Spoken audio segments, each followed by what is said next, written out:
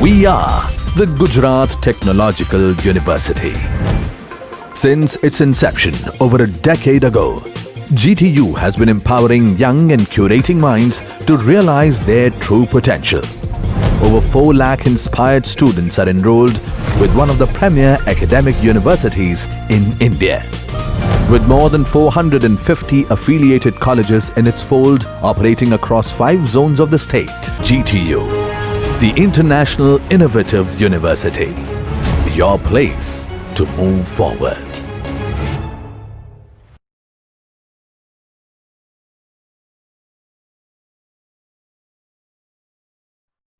Hello everyone, myself Hita Acharya. I am working at Parul Polytechnic Institute. Today I am going to present on subject operating system.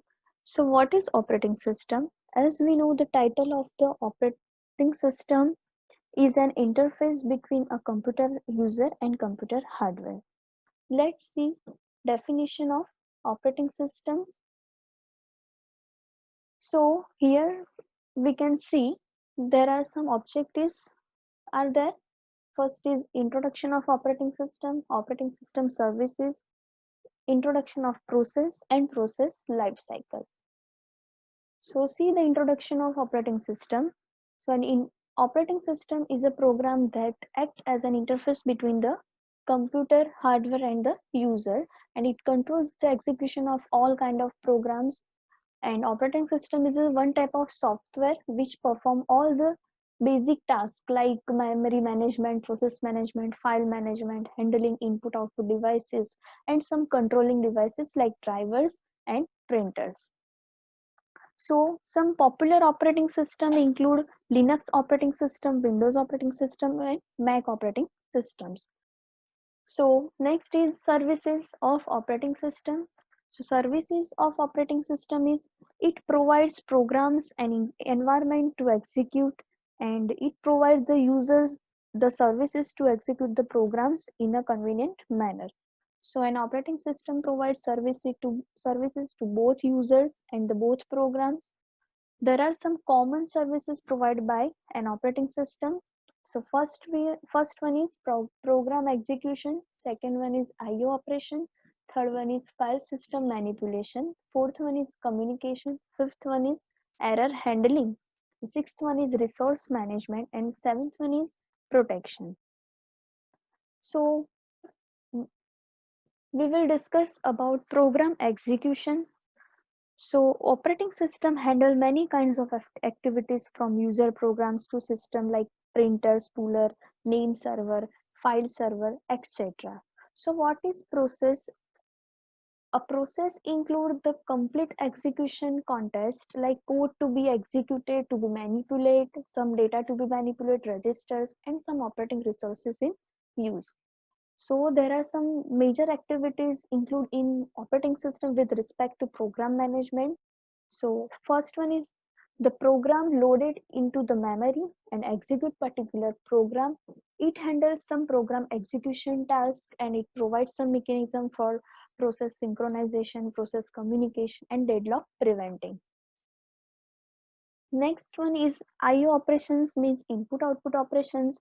So an input output subsystem comprises of input output devices and their corresponding driver softwares. So these drivers are hide the peculiarities of specific hardware devices from the users. So an operating system manages the communication between user device and drivers. Input output operations means for to perform read or write operations with any file or with any specific IO devices like input output devices.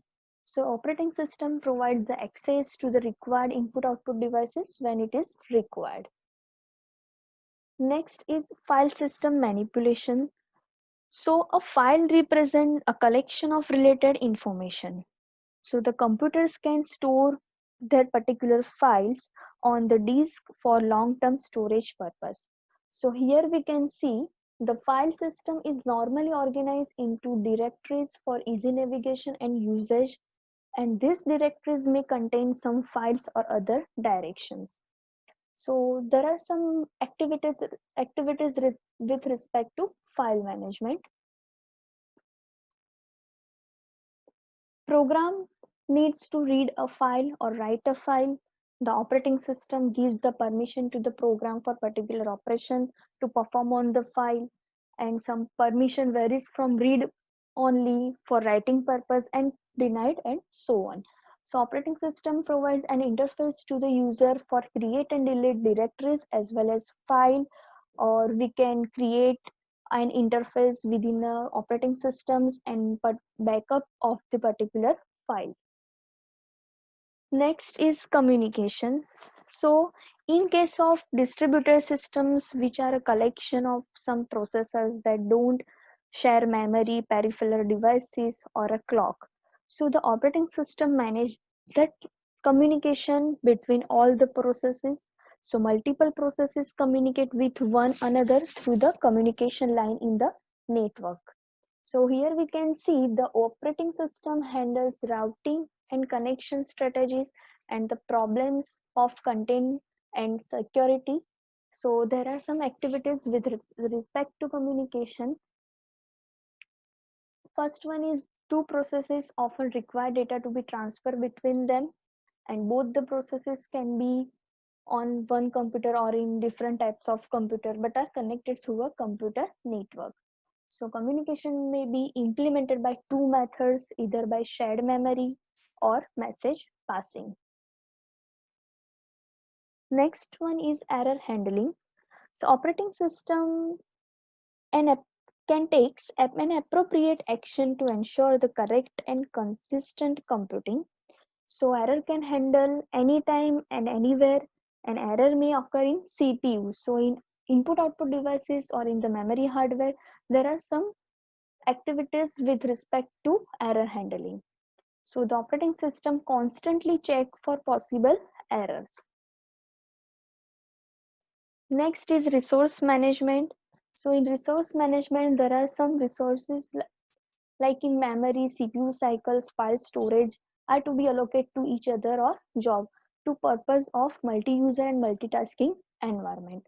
So there are some resource management activities. The operating system manages all kind of resources using schedulers, and CPU scheduling algorithm are used for better utilization of CPU. So there are some scheduling algorithm in operating system.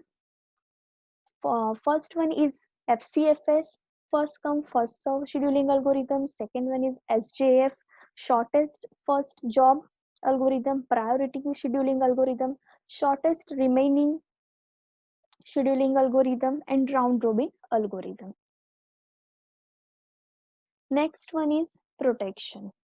So here protection terms consider a computer system having multiple users and concurrent execution of multiple processes. The various processes must be protected from each other's activities. So protection refers to a mechanism or a way to control some access of programs, processes, or any other users to the resources which is defined by a computer system. So there are some activities regarding protection. So the operating system ensure that all access to system is resource is controlled, and operating system ensure that external IO devices are protected from invalid access attempts. And the operating system also provides authentication features for each user by means password and for their confidentiality purpose. Next one is introduction of process. So what is process? A process is basically a program in execution. The execution of process must progress in a sequential fashion. So the basic definition of process is a process is defined as an entity which represents the basic unit of work to be implemented in the system. Here process life cycle. So in process life cycle, there are some stages available. So when a process executes and it passes through the different state, then these stages may be differ in different type of operating system. There are some 5 stages available in process life cycle. First stage is start state. Second stage is known as ready state. third stage is known as running state, fourth stage is known as waiting state, and fifth stage is known as exit state. So let's start discuss with diagram. First stage is start state. In start state, this is the initial state when a process is first started or created. Next, ready state. Ready state, the process is waiting to be assigned to a particular processor. So ready processes are waiting to have the processor allocated to them by the operating system so that they can run, and also process may come into this state after start state or while running it by, but incorrupted by the scheduler to assign CPU or some other process.